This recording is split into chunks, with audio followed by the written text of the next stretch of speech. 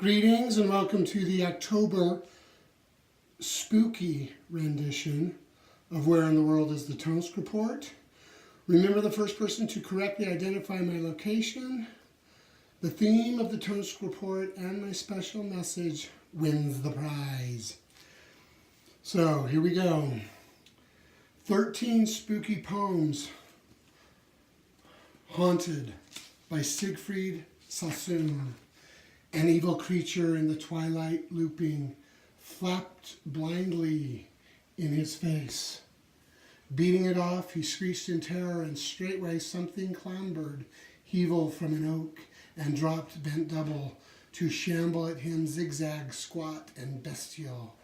Headlong he charges down the wood, and falls with roaring brain, agonidae and snapped bark, and blots of green and purple in his eyes.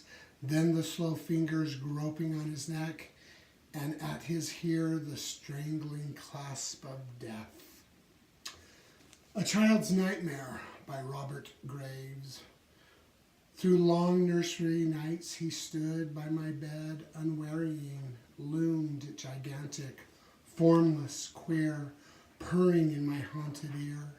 That same hideous nightmare thing, taking as he lapped my blood, in a voice cruel and fat, saying forever, cat, cat, cat. The Vampire by Conrad Aiken.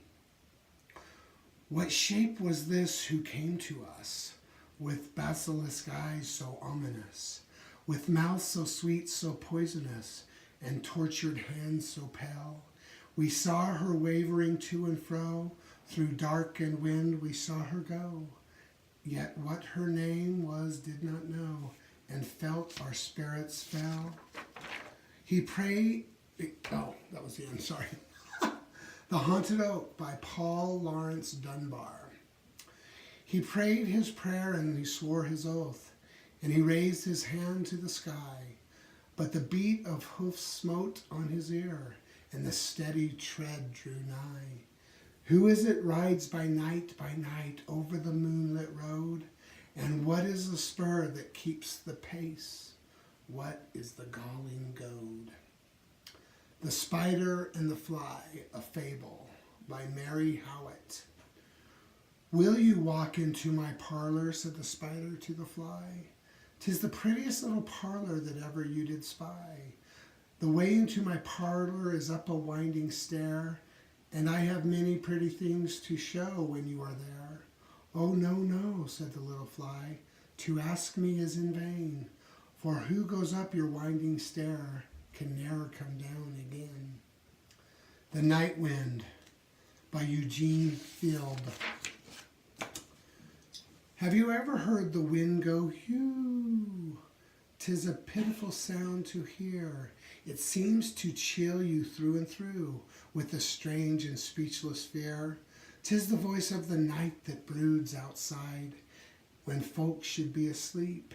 And many's the time I've cried to the darkness brooding far and wide.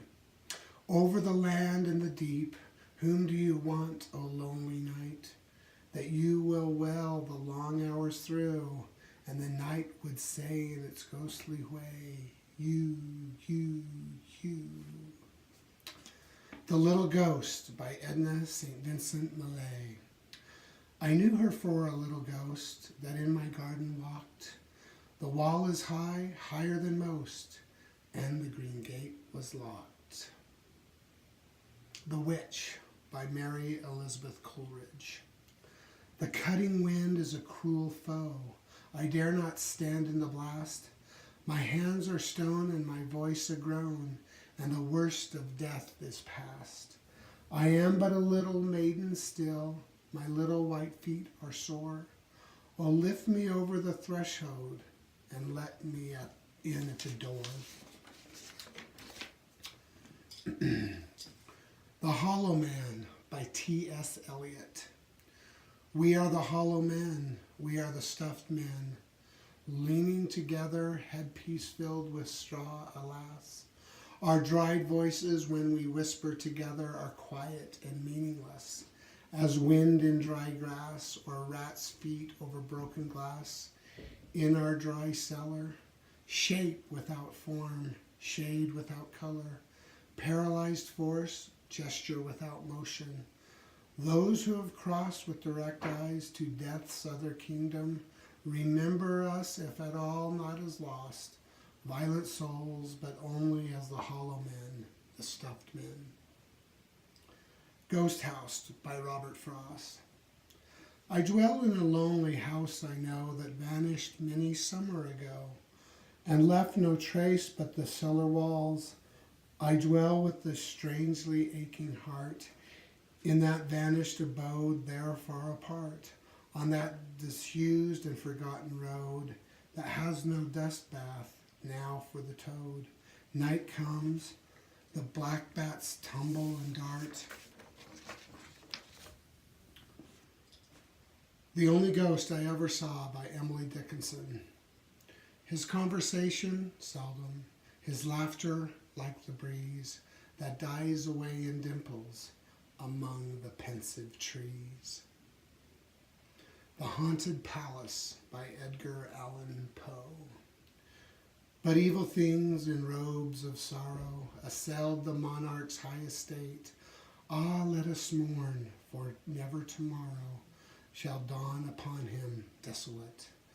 And round about his home the glory that blushed and bloomed is but a dim remembered story of the old time entombed.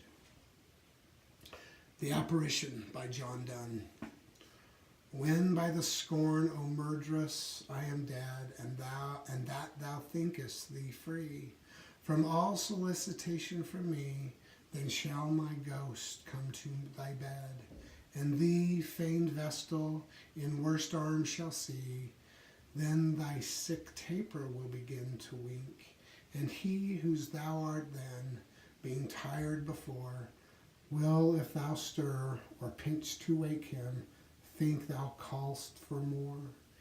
And in false sleep will from thee shrink, and then poor aspen wrench, neglected thou bathed in a cold quicksilver sweat, wilt lie a verier ghost than I.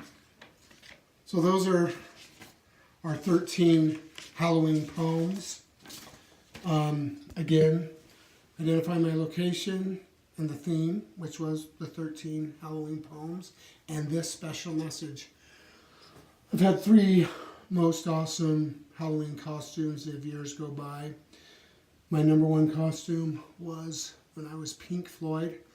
I dressed in complete pink and had a pink button that said Floyd. That was awesome. I also was Alice Cooper from Welcome to My Nightmare cover in top hat and tails and that scary eye makeup.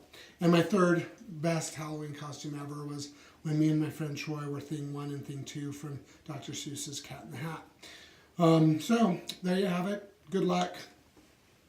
Peace out.